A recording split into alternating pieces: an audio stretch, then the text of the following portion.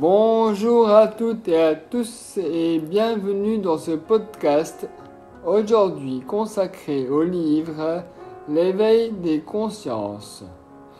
Je vais vous lire un petit extrait sur la vraie valeur du baiser. Dans la relation amoureuse, le baiser sur la bouche ou le French kiss a une valeur fondamentale. Il marque le début de la relation amoureuse, le consentement mutuel à l'union.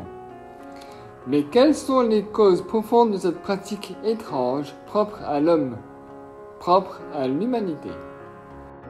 En partant du principe que tout comportement qui se conserve plusieurs générations est obligatoirement positif pour le groupe, la nature éliminant d'office ce qui est négatif ou inutile, le baiser profond qui est pratiqué par tous les amants sur tous les continents est visiblement une pratique aussi vieille que l'humanité, donc utile à la survie de l'humanité. La question est, quelle est son utilité? La réponse est si simple qu'elle en devient merveilleuse de logique. Que fait un couple après s'être embrassé? Normalement, dans un délai plus ou moins long, ils s'unissent et de cette union naîtra l'avenir du monde, naîtra un enfant, et c'est là que le baiser prend toute sa valeur.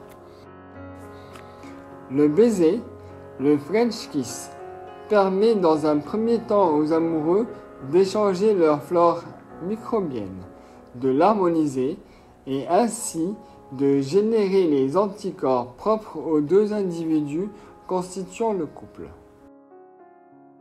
Cet échange microbien ne se limite pas au baiser. Le couple, dans ses relations sexuelles, se touche, se lèche et se suce toutes les parties intimes. Et fellation, cunnilingus et annulagus ne sont pas des jeux sans réelle fonction biologique, mais ils permettent d'échanger des germes, des bactéries pour harmoniser la flore microbienne et générer tous les anticorps pour y résister. Ces échanges microbiens n'ont qu'une seule fonction: harmoniser la résistance de la mère aux microbes du père, pour, quand elle sera enceinte, transférer au fœtus les anticorps et la résistance aux microbes qu'emporte le père, augmentant ainsi les chances de survie de l'enfant qui sera confronté d'une façon permanente à la présence du père, mais aussi à ses microbes.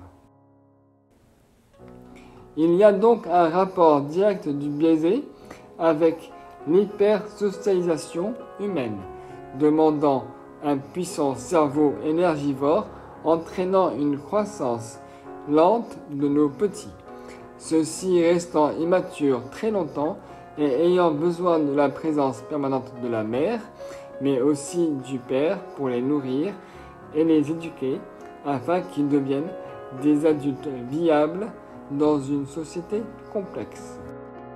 Maintenant que vous savez ça, quand vous verrez au printemps des amoureux enlacés s'embrassant avec passion, vous saurez qu'inconsciemment, ils ne font que préparer bébé à sa confrontation microbienne, à sa confrontation au monde, et que notre sexualité si étrange, basée sur des préliminaires, de léchage ou des finitions buccales, n'a d'autre cause que l'harmonisation de la flore microbienne des amants, ceux-ci devant ensuite, parfois ensemble, s'occuper d'un être immature et fragile qui aura hérité au préalable, par cette sexualité si étrange, des anticorps à la flore microbienne de papa et maman.